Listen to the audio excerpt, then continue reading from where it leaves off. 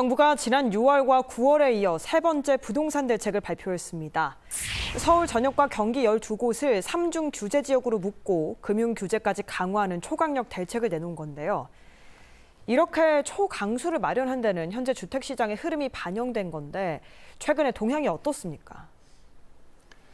네, 그렇습니다. 지금 3중 규제가 들어오지 않으면 이런 한강벨트 중심으로 해서 또한 기초적으로 많이 올랐던 또 강남 지역의 가격 급등을 이제 막을 수 없었을 거다라는 이제 평가가 많습니다. 실제 한국부동산원 자료를 봐도 뭐 서울 부동산의 특히 한강벨트 중심으로 이제는 거래량이라든지 이런 가격이 높아지는 것을 우리가 확인할 수 있는데요.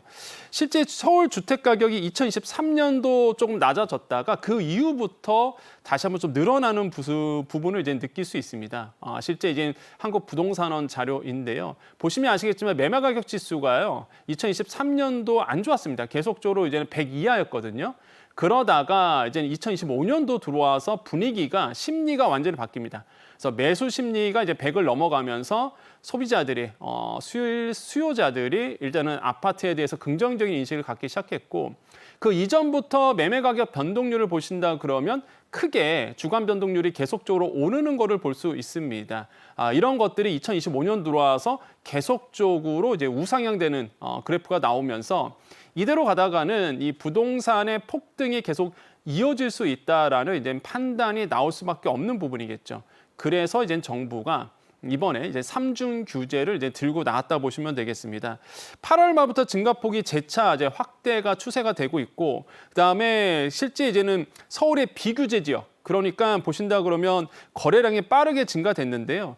원래 이제는 규제 지역이 용산구, 강남 3구였습니다. 여기가 원래 규제 지역이었고 그 비규제 지역, 그러니까 거기를 벗어난 한강벨트, 그러니까 마포와 성동과 광진구 이쪽에서 굉장한 거래량도 늘어나고 가격도 크게 뛰었거든요.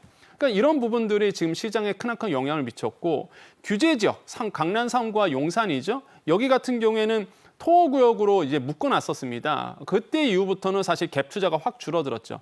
현재가 이랬는데 이런 상황에서 한강벨트가 너무 크게 뛰다 보니 이제는 새로운 규제가 이제 나와줘야 된다라고 해서 이제 3중 규제가 이번에 들어온 거고요. 서울의 비규제 지역, 그러니까 이번에 이제는 대책이 나오기 전 비규제 지역 같은 경우에는 사실 연초와 비슷한 수준을 계속 움직였거든요. 또 뭐 시장에서 말하는 것처럼 이제 마용성을 묶으면서, 그러니까 한강벨트 라인을 묶으면서 시장 전체를 묶을 수밖에 없는, 왜냐하면 풍성 효과가 일어날 수 있기 때문에 그래서 이제 3중 규제가 서울 전역으로 이제 묶어졌다 이렇게 평가를 해봅니다. 네. 자, 일단은 이번 주택시장 안정화 방안 자체에 목표랄 게 있을지 이 추진 방향을 한번 살펴볼까요? 그렇죠. 이제 가격이 사실 너무 많이 뛰었거든요. 네. 제가 이제 시장에서 봤을 때도 이대로 놔두면 안 된다는 생각이 들 정도로 사실 이 한강벨트 라인으로 너무 많이 뛰고 있고 특히 서울 지역에 다 뜨지 않았습니다. 외곽 지역은 잠잠한데 특히 한강벨트 라인에서 너무 많이 뛰다 보니까 중간 상승률이 거의 0.3%, 뭐 심한 데는 0.8% 나오거든요. 그러니까 이대로 놔두면 안 되죠. 그래서 이제는 시장의 안정화를 위해서 이제 정부가 규제책을 이제 들고 나왔고 지금 뭐 관계부처 총동력을 대고 있습니다. 지금 총동원돼서 지금 부동산 가격을 잡기 위해서 이제 노력을 하고 있는데요. 뭐 지금 자본의 생산성을 이제 높이고자 하는 부분이 있습니다. 그게 무슨 얘기냐면 지금 이제 모든 자본들이 이제는 시장에 흐르고 있는 유동성이 이제 부동산 쪽으로 또 가려고 하거든요. 근데 그렇게 되면 사실상 생산이 안 일어나죠. 비생산적인 투자가 이루어집니다. 그래서 이제 정부가 하고자 하는 것은 이런 생산이 일어날 수 있는 투자, 그러니까 주식시장이 대표적인 케이스인데요. 주식시장에 돈이 몰리면 기업들에 대한 R&D 투자라든지 기업들에 대한 자본 확충이 되거든요. 그럼 뭐 기술 개발도 될 수 있는 거고 또 생산에 투자가 되다 보니까 이런 쪽으로 이제는 움직이자라는 거죠. 그래서 이제 부동산 시장에 돈이 몰리는 것을 정부는 이제 막고자 하는 이유기도 합니다. 또한 지금 뭐 대통령께서도 말한 것처럼 이 부동산에 이어서 투자 이득을 얻고자 하는 기대 심리가 굉장히 많습니다. 그러다 보니 다주택자들이 또 지방에 계시는 분들이 과도한 가격을 주고 이 서울 부동산에 이제 투자를 하는 모습이 있거든요. 그래서 투자에 대해서 이런 부동산 쪽으로 이익을 너무 많이 이제 보는 것은 옳지 않은 부분이겠죠. 이런 것들을 막고자 하는 어떤 취지도 있겠고, 그래서 이제는 시장에서는 시장 질서를 교란하는 세력이 있습니다. 많은 분들이 그런 세력이 있냐라고 물어보시는데 있어요. 어떤 케이스냐? 최고가 거래를 하고 그런 다음에 나중에 이제는 그거를 취소하는 케이스가 있습니다. 이 아이러니하게도요, 최고가 거래가 되면 사실상 이제 거래 계약을 했기 때문에 이게 사실상 지표로 잡힙니다. 그러면 이제는 뒤따라오시는 분이 또 최고가로 거래를 하게 되거든요. 그런데 이제는 이런 세력들, 그러니까 최고가 거래했다가 취소하고 또 최고가 거래했다가 취소하면서 가격을 점차적으로 계단식으로 의도적으로 높이는 세력들이 있습니다. 이런 세력들에 대해서 시장 교란을 하거든요. 그래서 이거를 막고자 정부가 이제는 토제로 이제는 묶었다, 규제 지역으로 했다라는 취지가 이제 부합할 것 같다, 합당할 것 같다라고 생각을 해보겠습니다. 그래서 결국에는 주거 안정을 위해서 또한 경제 활력을 위해서 생산적인 투자가 되기 위해서 이번에 3중 규제가 들어왔다라고 평가를 해봅니다. 전반적인 추진 방향, 목표를 짚어주셨는데요. 그럼 하나하나 세부적으로 좀 살펴보겠습니다. 일단 주택 수요 관리 강화를 위해서 조정 대상 지역과 투기 과열 지구를 추가로 지정했는데 생각보다 범위가 수도권 내에서 좀 넓어졌습니다. 많이. 어느 정도로 넓어졌나요?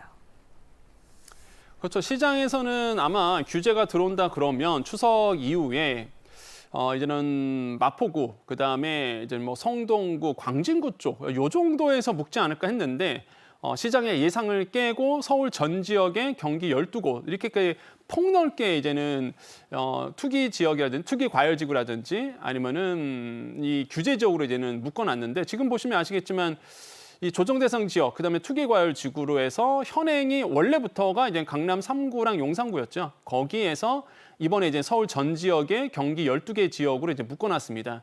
보시면 특징이 어떤 특징이냐면 과거 문재인 정부 때 풍선 효과가 일어났던 지역들입니다. 강남 묶으면 서울 외곽 지역까지 벌리고 서울을 묶었더니 경기 외곽, 경기 핵심 지역까지 이게 풍선 효과가 일어났었거든요. 그러니까 부동산 가격을 그때 못 잡았습니다.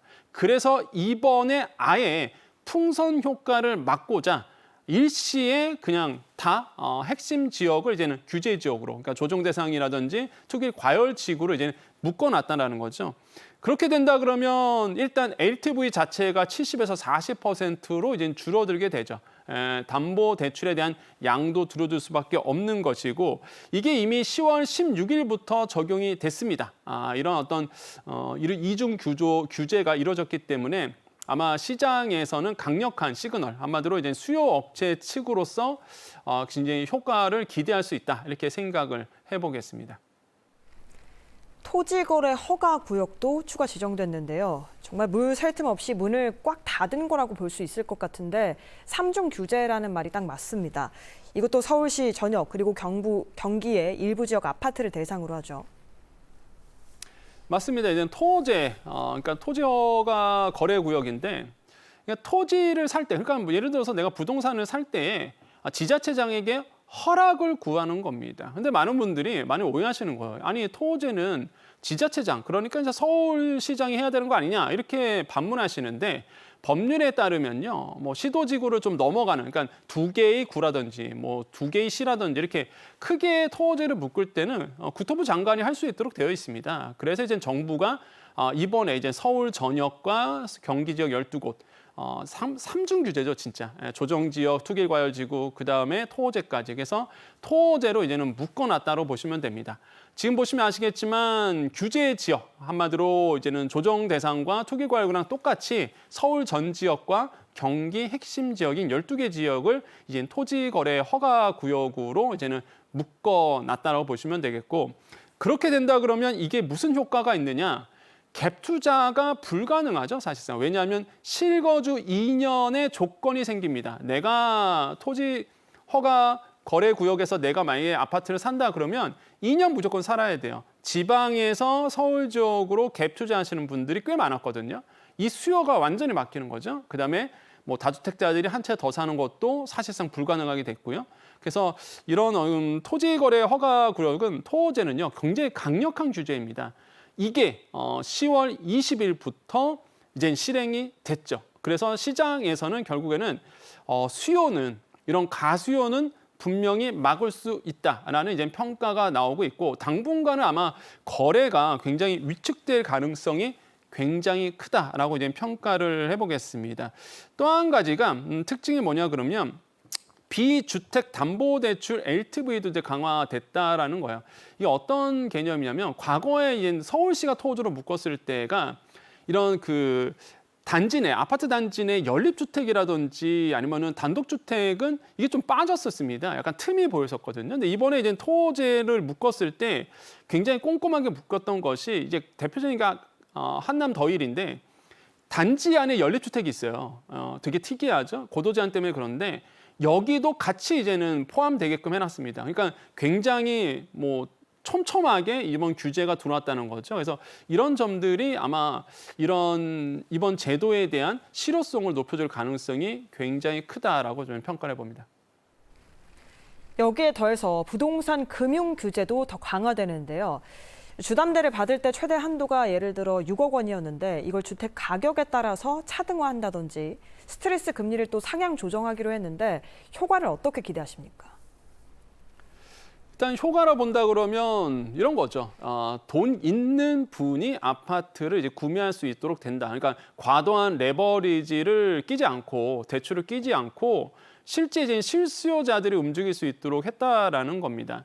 이번에 이제는 LTV를 떠나서요. 일단 이번에 차등으로 해서 대출을 받게끔 해놨는데 15억 이제 이하 같은 경우, 그러니까 15억 이하가 이제 6억 원까지 대출을 받을 수 있고 15억 원과 25억 사이가 4억, 그다음에 25억이 넘어간다. 그러면 이제 2억 원까지 대출 한도가 됩니다. 이게 이미 10월 16일부터 이제 적용이 되고 있습니다. 그래서 이게 굉장히 중요하고요. 그다음에 혹시 방송 보시는 분들 중에서 실수요자가 있다 그러면 주의를 하셔야 되는 게 적어서 말하는 15억, 뭐 25억 요 기준은요. 나의 매매 거래 가격을 얘기하지 않습니다. KB 국민은행 시세라든지 부동산원 시세로 평가를 받습니다. 그렇기 때문에 내가 혹시나 불법적으로 다운계약서 써갖고 15억 원 이하로 맞춰야지 그거 안 통한다는 거죠. 그래서 이런 불법적인 행위를 하시면 안 되겠다고 말씀을 드리겠고요. 어쨌든 간에 이런 대출의 어떤 차등화도 이번에 이제는 들고 왔다라는 거 이런 점들이 꼭 기억을 하셔야 되겠고